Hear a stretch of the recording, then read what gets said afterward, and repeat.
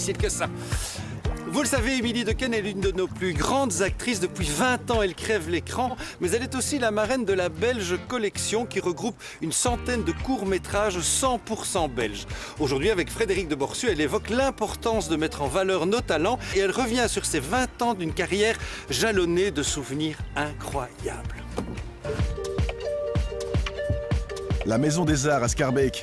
C'est ici qu'Émilie Dequesne a rendez-vous avec les comédiens de la Belge Collection, les stars de notre cinéma de demain. Ce sont de jeunes acteurs et actrices qui participent au projet de la Belge Collection qui met en avant les comédiens et les comédiennes belges pour faire rayonner nos talents au-delà de nos frontières. Et vous les connaissez, ces jeunes acteurs belges? Je vais les rencontrer, là, je les connais pas vraiment. Certains, mais pas personnellement. Je suis trop parisienne. J'avoue, coupable. Enchantée, moi je fais la bise à tout le monde. Je suis en Belgique, je suis comme chez moi.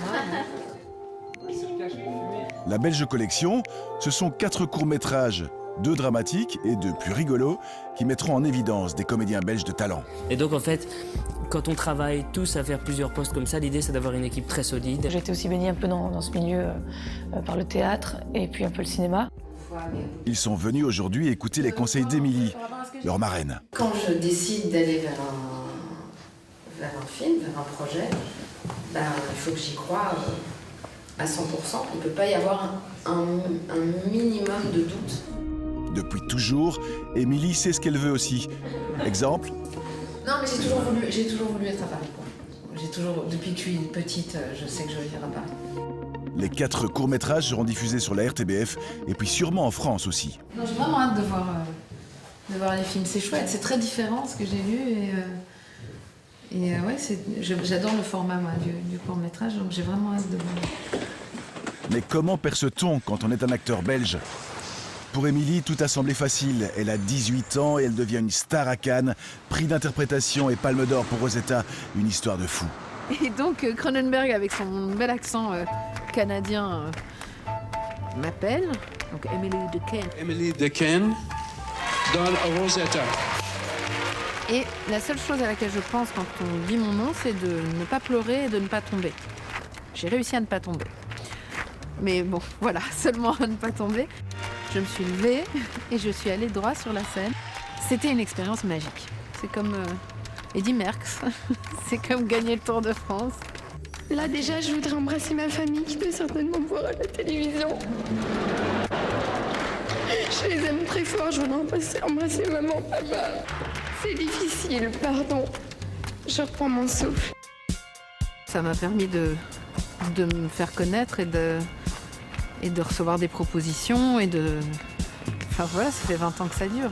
Émilie est donc devenue une star à 18 ans. Elle est un modèle pour les comédiens de la Belge Collection. Fière, on représente la Belgique. Je voudrais qu'il rafle tout outre Kievrin.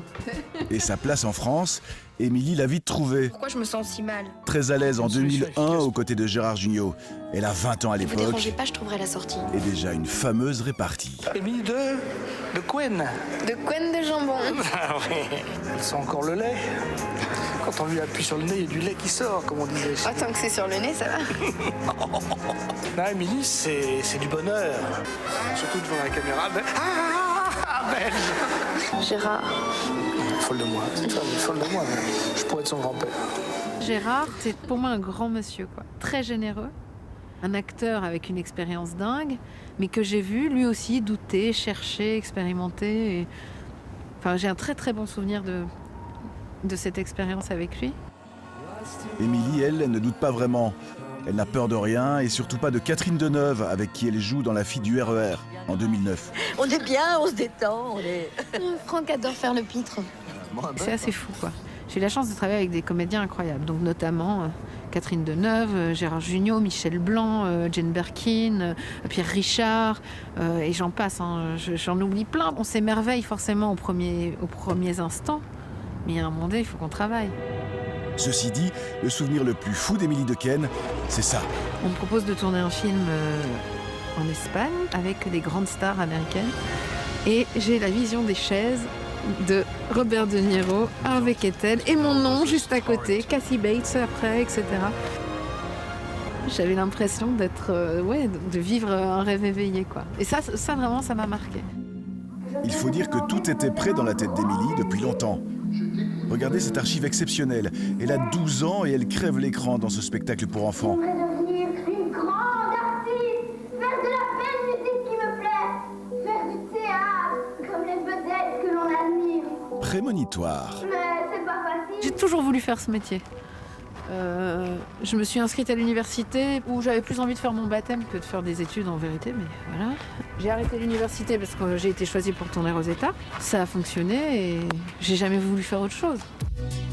Une particularité aussi, Émilie protège sa vie privée.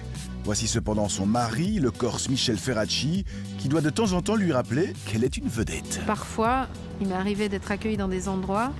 On me dit « Ah, Émilie, je suis tellement contente de vous voir, etc. » Et je demandais à mon mari, genre, je le connais pas, je me souviens pas de lui, pourquoi il me connaît? Rappelle-moi. Il me dit « Mais non, tu ne l'as jamais vu, mais lui te connaît, Émilie. » Ah oui. Si je pouvais continuer à faire ce métier toute ma vie, mais en même temps vivre dans l'anonymat, je serais ultra preneuse. J'aime bien me cacher derrière mes personnages.